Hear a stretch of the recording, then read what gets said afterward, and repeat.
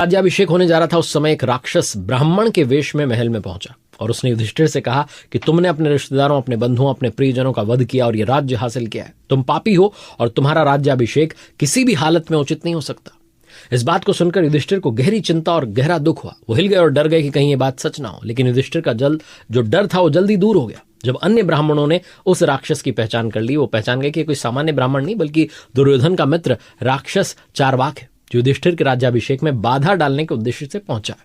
महात्माओं ने अपनी दिव्य दृष्टि से चार्वाक को पहचान लिया, उसे तुरंत भस्म कर दिया। इसके बाद युधिष्ठिर ने उन महात्माओं की पूजा की और उन्हें आशीर्वाद दिया। फिर विधि विधान से युधिष्ठिर का राज्याभिषेक हुआ।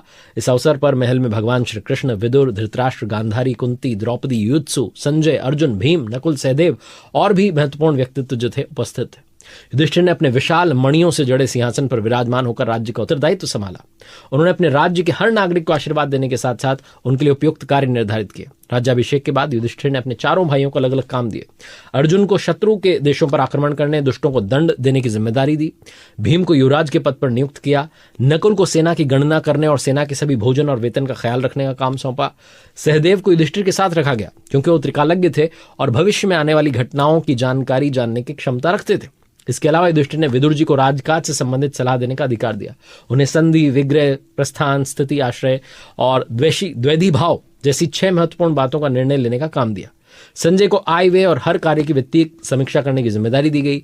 महर्षि धौम्य को ब्राह्मण और देवताओं के काम, पुरोहिती के कार्यों का संचालन जो था उसकी जिम्मेदारी दी गई। युधिष्ठिर ने राज्य के मामलों की इस तरीके की वितरण प्रणाली बनाई ताकि प्रत्येक कार्य के लिए उपयुक्त व्यक्ति जो है उसको काम दिया जा सके। इसके बाद युधिष्ठिर ने अपने राज्य का संचालन करने के लिए सबको अपनी जिम्मेदारियों का निर्वहन करने का आदेश दिया और राज्य में हर ओर शांति, समृद्धि और व्यवस्था का शासन स्थापित किया। इस प्रकार से पांडवों का राज्याभिषेक हुआ और युधिष्ठिर ने राज्य की सभी जिम्मेदारियों को सही तरीके से संभाला। फिर भी पांडवों का जीवन जो था दुखों से और शोक से मुक्त नहीं हुआ। युद्ध के बाद भी उनका हृदय हमेशा अपने मरे हुए रिश्तेदारों और प्रियजनों के लिए दुखी रहता था। लेकिन उनके दिमाग में विचार भी था कि अब उन्हें अपनी जिम्मेदारी निभानी है और राज्य को एक अच्छे तरीके से चलाना है। ये कहानी युधिष्ठिर की महानता, समर्पण और अनगिनत बलिदानों की कहानी है। उनके जीवन का उद्देश्य सिर्फ राज्य चलाना नहीं बल्कि दूसरों की भलाई करना, धर्म का पालन करना और अंत में आत्मा की शांति प्राप्त करना था।